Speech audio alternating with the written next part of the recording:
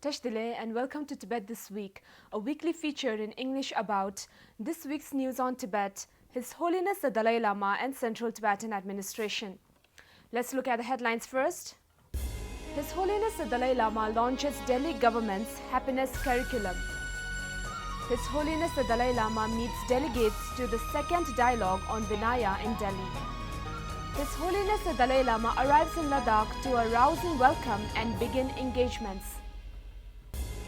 CTA President interacts with students of Alice Project School. European Union Germany calls for Tashi Wangchuk's release at the 38th Human Rights Council session.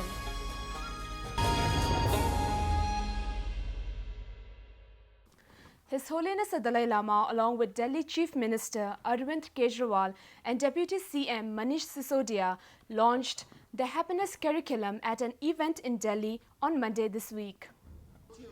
The happiness curriculum will be introduced in all the 1,000 government schools in the state, focusing on students' inner health and happiness.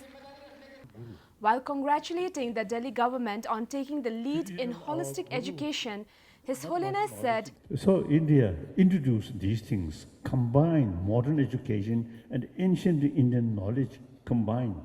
Then you truly become a modern guru. Those traditions, not just based on faith, but through sort of, vipassana, investigation. That's very scientific. So I think through education, this country,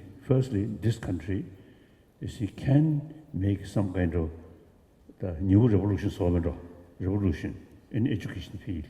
Yeah. Addressing the launch, Chief Minister Arvind Kejriwal said, "Today is a landmark day. Today we begin a complete transformation of the modern education system." On Sunday last week, His Holiness, with delegates to the second dialogue on Vinaya, a confederation of Buddhist masters from Sri Lanka, Burma, Thai, Vietnam, Taiwan, Indian and Tibetan Buddhist traditions, in his opening remarks said that he is a bhikshu who received full ordination in 1954 and belonged to the Nalanda tradition that was introduced to Tibet from India in the 8th century.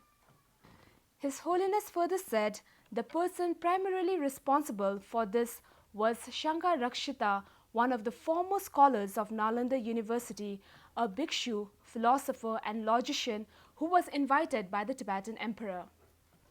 His Holiness acknowledged the fundamental importance of the teachings of the Four Noble Truths and the 37 factors of enlightenment as preserved in the Pali tradition. However, he also noted that the writings of great masters such as Nagarjuna and Aryaveda, who based their insights on the second turnings of the wheel of dharma at Rajgir, are also very useful for sharpening the mind. On Tuesday this week, His Holiness arrived in Ladakh for his 19-day visit. Thousands of devotees lined up the streets to welcome the Tibetan spiritual leader on 6th July, a grand celebration in honor of the 83rd birthday of His Holiness is scheduled to take place in Ladakh. His Holiness addressed a group of Buddhist scholars and officials during a pilgrimage to Jokhang Temple in Leh Ladakh on Wednesday this week. Delving on the revival of ancient Indian psychology in modern India, His Holiness said he feels strongly about the subject and its potential benefit for the world. His Holiness further spoke about India's 1,000-year-old tradition of secularism, which he said is very relevant in today's world. CTA President Dr. Lobsang Singye interacted with a group of 60 Indian students and 8 Indian teachers of Alice Project School, Sarnath, in Dharamshala on Wednesday last week.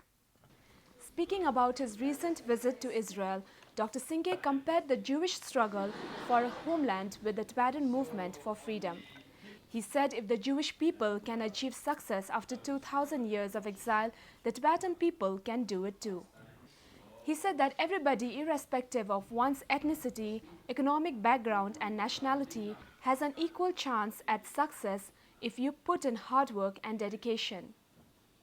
Dr. Singye described Tibetan administration work as a labor of love and called it corruption-free. The Alice Project School has been pioneers in the teaching methodology of secular ethics in education.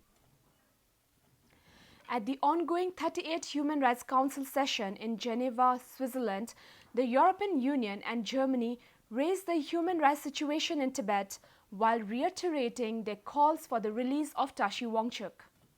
Tashi Wangchuk, a Tibetan language rights advocate, was wrongly sentenced to 5 years imprisonment last month.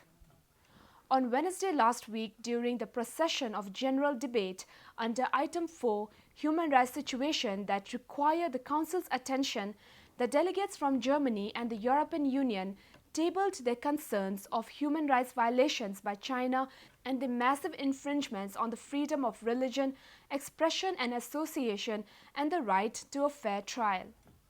Both Germany and European Union has continuously remained apprehensive over Tashi Wangchuk's case since his arbitrary detention and repeatedly pressed China on Tibet's human rights situation.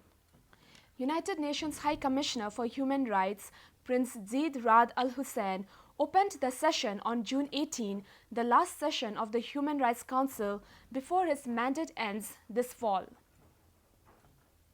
So much for this week. See you next time and have a great weekend.